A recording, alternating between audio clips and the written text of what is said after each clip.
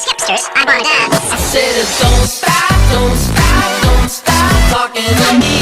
Stop, don't stop, don't stop giving me things. The improved package has arrived. We're having it fitted in time for FP1. Have a look at the factory report. Here we go, lads. Start of the episode, we can get our upgrades, the engine upgrade, plus 80 bhp, which is very good for us, and the chassis upgrade, which is the biggest upgrade out of all of them. So, I don't know why I haven't upgraded the downforce here in a truck like Spain, but anyways, here we are, guys, for part 5 of the F1 2016 career mode. Hope you really enjoy this series. And now we're faster than Sahara Force India in the Haas F1 team, so looking very good. We're also leading our rivalry against Kevin Magnussen. And look at the upgrades that McLaren has done. 3 huge upgrades there for McLaren Honda, which is very good for them. And you see them very close to Williams and Red Bull. So McLaren has done a massive improvement there. And they're actually like 5th team. So very, very good job for McLaren. But for now, I think the next upgrades are going to be something like the drag or something like that. But anyways, these are the upgrades that we're going to do later on to this series. But now let's go into practice 1, and I'm just going to show you the results of my tests on practice 1. So we failed the qualifying pace. We've done as always perfect track optimization test.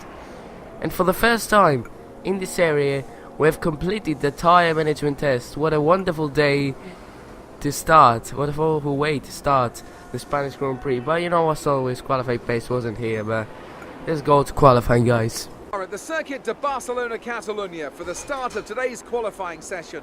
It won't be long now until we're ready to join the action down at trackside. Drivers tend to complain about tyre wear around this track, and the compounds on offer this weekend aren't likely to put that issue to bed. Is this going to be about who can make the tyres last? Tyre wear is always something you have to consider to a certain degree.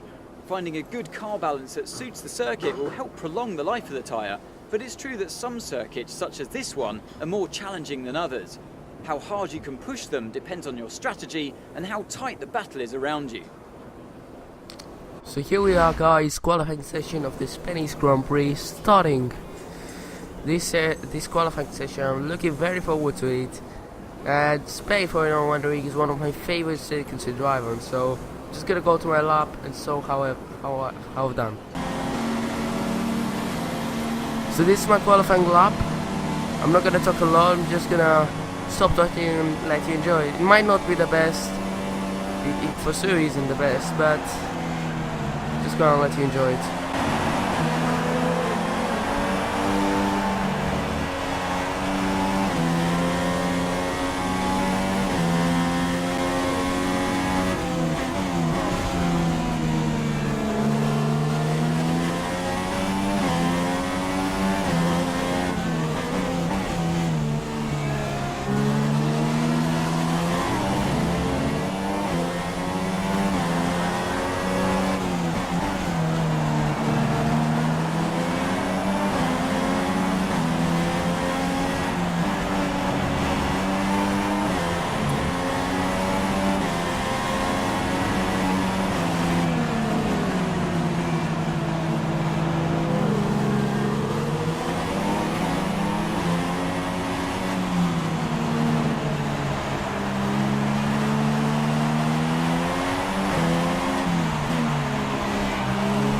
We are currently 1.4 seconds faster than my last lap.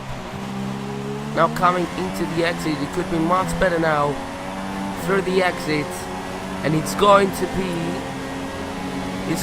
P18, and it is going to be P18, and we're behind our teammate and behind the team objective. So not the best qualifying session here.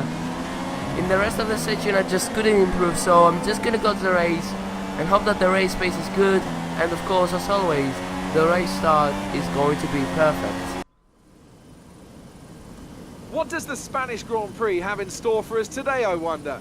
I hope we see some tight wheel-to-wheel action down the main straight, circa Mansell and Senna way back in '91, or maybe we'll have a more strategic race here on a track where overtaking can be difficult. It's a sellout crowd of 140,000 here today as we await lights out for the 730-metre sprint down to turn 1 of this 2.9-mile racetrack.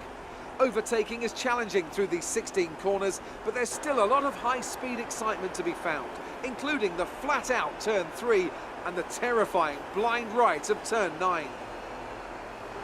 Anthony Davidson is here with me today. Together we'll be taking you through all the action of this Spanish Grand Prix.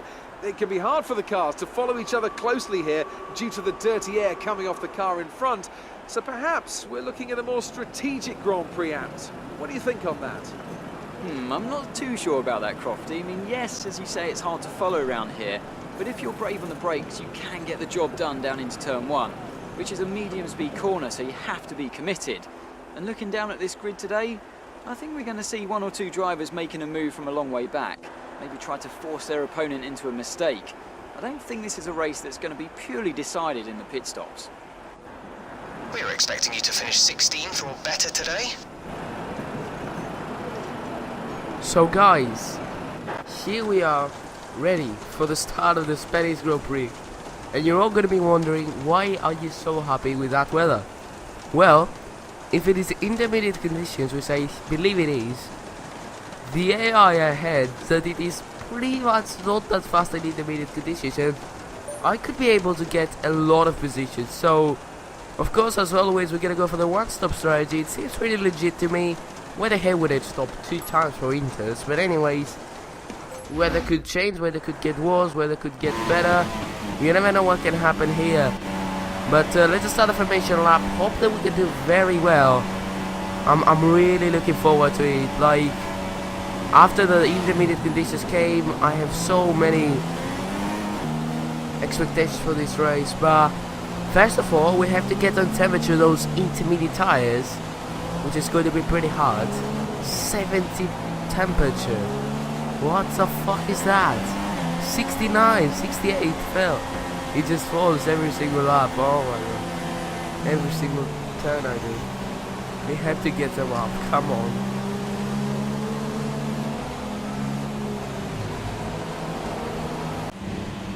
Lining up for the grid, guys. And it's now time for the start. And it's lights out, and away we go. The launching has been pretty okay, but oh my goodness me, the other cars have got up to a better start. This is like they slow each other down. I'm gonna try to go into the outside line because I guess Racing Line is the best here in Spain. Kevin Magnussen is going around the outside also. We're gonna try to possibly get my teammate there, and we're up into P50, and now it's gonna be an amazing run around the outside into this corner. It's a yellow flag, and there is Nico Rosberg out of the race, and it's a safety car deployed already from the first corner. So we just couldn't make as many positions as we wanted, just because of Nico Rosberg, who's out of the Grand Prix. Very unlucky there for very unlucky Nico Rosberg there, but I guess we just have to not exceed the delta pace and be stuck behind Sainz now. Green flag it is again, guys, on lap 3, and it's now time to attack on Carlos Sainz. We're in P12, we have the pace in the first laps in order to pass some cars. Massa and Alonso having a bit of a battle, and now we're gonna try and possibly get Carlos Sainz down the inside into this corner. Wonderful move. Lap 8, guys, we're stuck on the back of Fernando Alonso now. It's time to get him. He gets a bad traction there into this corner. So we're gonna get him down the inside of Fernando Alonso. We go into the points. We are, as we said, the fastest sectors there. You can clearly see my pace is amazing at the moment.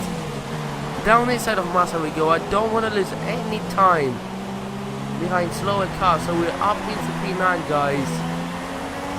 It's in a very good position. Very, very good.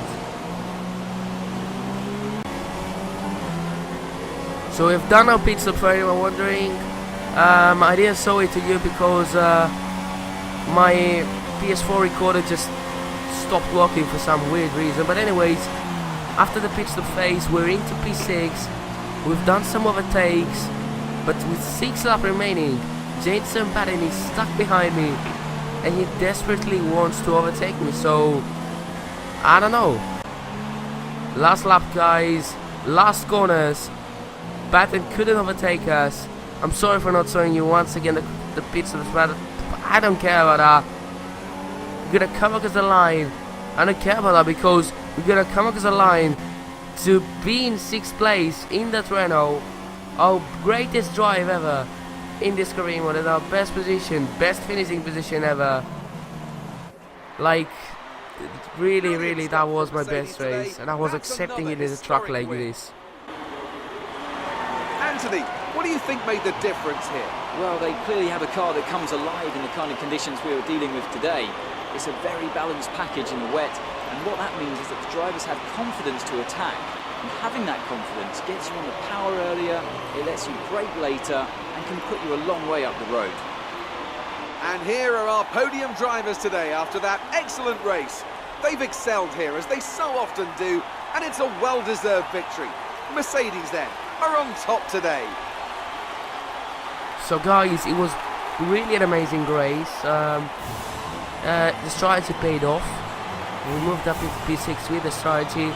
Then we had the pace actually to extend the gap from the cars behind. Then in the end, James and Barak got top. We had a bit of a battle, but he just couldn't make the loop, so we finished P6.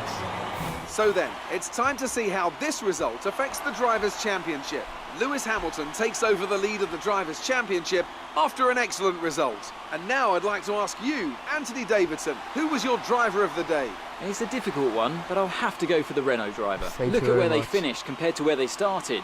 It's not easy to cut through the field like that in Formula 1, so it was a great effort. On to the constructors then. Ferrari extend their lead at the top of the championship.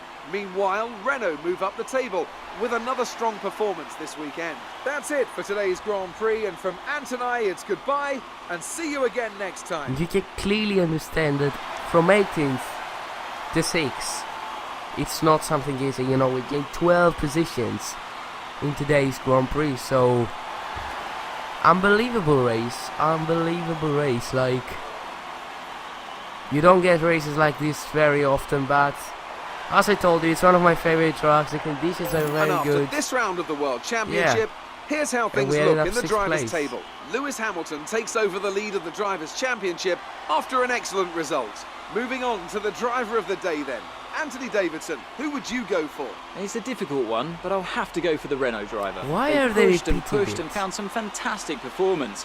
It was just a pleasure to watch. And here's how things are shaping up in the Constructors' Championship. Anyways. Ferrari extend their lead at the top of the championship.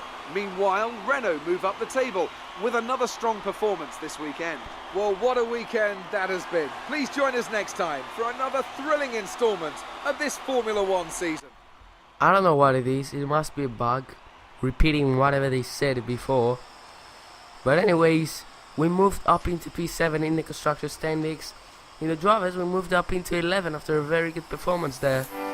And we're very close actually to the top 10. Like, we're even close to Bottas, just 10 points behind. And from then on, the top teams there ahead of us. But I'm really looking forward for... It's not even the 5th race of the 5th season, but I'm really looking forward to the 2nd season because I know how competitive, how much more competitive we're going to be. But that was it for today, guys. If you enjoyed, smash the like button. If you haven't subscribed from Twitter and Instagram as Matthew Wants FM. But until tomorrow, I'll see you. Goodbye.